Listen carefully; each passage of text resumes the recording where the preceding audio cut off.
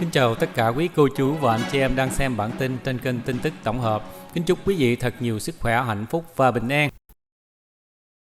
The weaponization of justice in America. Now, the 45th president of the United States, Donald Trump, is probably, the most recognizable person on the face of the earth. But last night, Fulton County, Georgia officials insisted that the former president take a mugshot.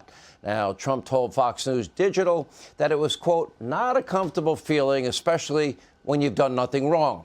The process is the punishment, but only part of the punishment. You have far-left, radical prosecutors trying to put Donald J. Trump behind bars for hundreds of years. They want him to die in prison. Why?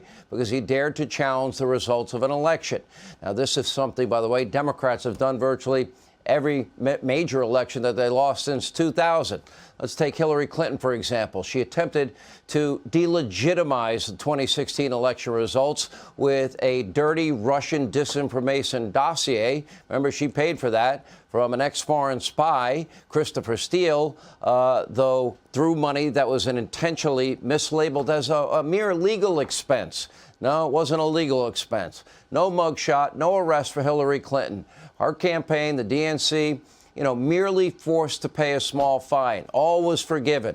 She got off even easier after she mishandled troves of top secret classified documents on private servers. And then, of course, destroyed evidence, deleting and bleach bidding 33,000 subpoenaed emails and, destroying hard drives. It's in the process, along with devices that may have had copies on them.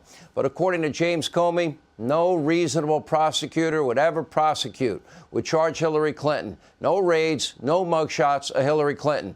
Comey said this about 5 years before the FBI raided Mar-a-Lago, and the Justice Department charged Donald Trump, for basically the exact same thing. Top secret classified documents that they thought were mishandled. But he was the president. She was the Secretary of State. Joe Biden also accused mishandling as senator, vice president, top secret material, stored it in his garage, the Penn Biden Center, University of Delaware, his beach house. And guess what? Did it in some cases for decades. Naturally, for Joe Biden, no consequences, no mugshot, no raid, nothing. Just a secretive special counsel investigation going nowhere fast. Now, this special counsel, does anyone remember his name? Robert Hur? Completely MIA. Biden's Attorney General Merrick Garland using these investigations to protect his boss, the big guy, part of Joe's branch of government, the executive branch, shielding the administration from having to answer any and all questions. It is beyond a complete farce. It is dangerous to our republic. Look at David Weiss, the newly appointed special counsel, pretending to investigate Hunter Biden.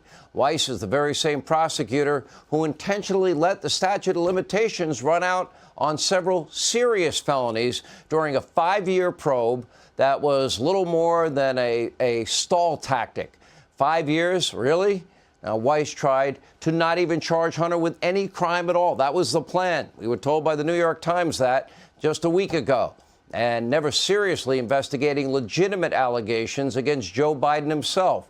Remember, a credible FBI source accusing Joe Biden and Hunter Biden of each accepting a $5 million bribe from Burisma Holdings. That's the Ukrainian oil giant. And remember, it was Joe Biden that leveraged $1 billion taxpayer dollars to get the prosecutor investigating Burisma and his son Hunter, Victor Shokin is his name. Guess what? Got him fired in 6 hours. Ukraine got their money, and Hunter Biden continued to get paid for work that he had no experience in. He admitted that himself.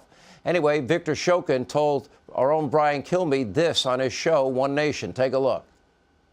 I do not want to deal in unproven facts, but my firm personal conviction is that, yes, this was the case. They were being bribed. The fact that Joe Biden gave away $1 billion in U.S.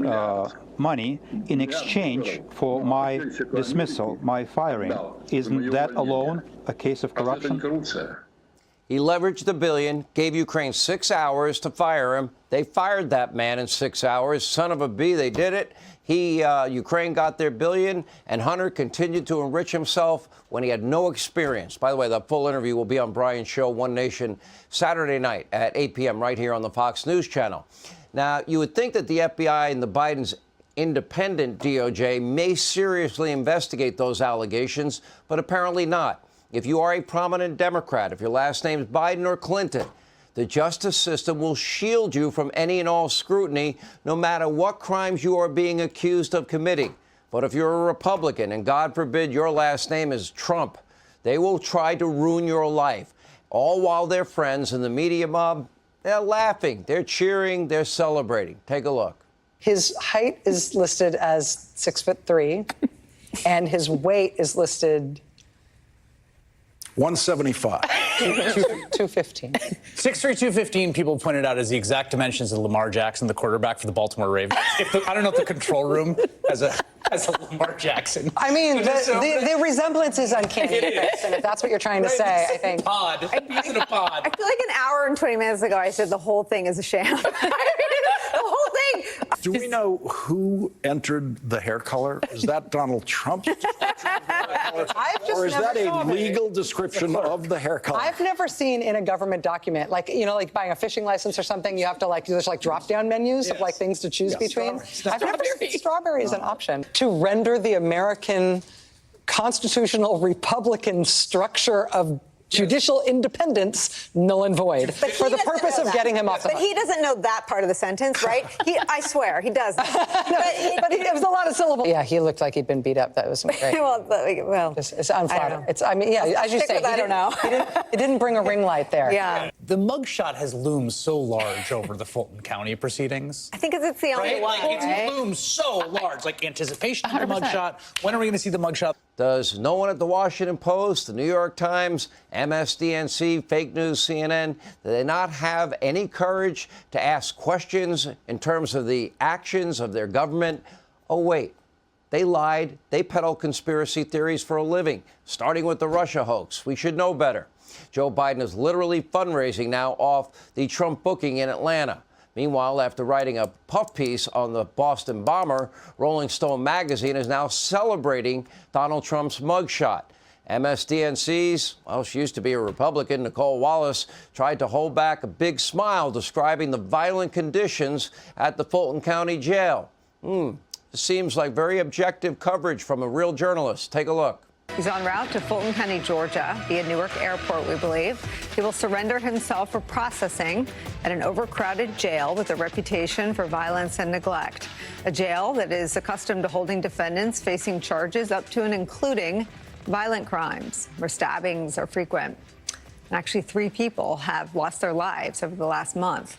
That jail is where the disgraced ex-president of these United States is heading right now.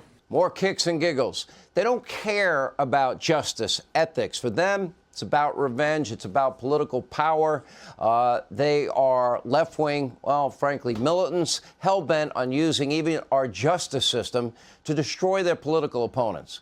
So I guess it's only fitting that their president of choice is this corrupt 80-year-old guy that barely knows what day of the week it is, accused of actual bribery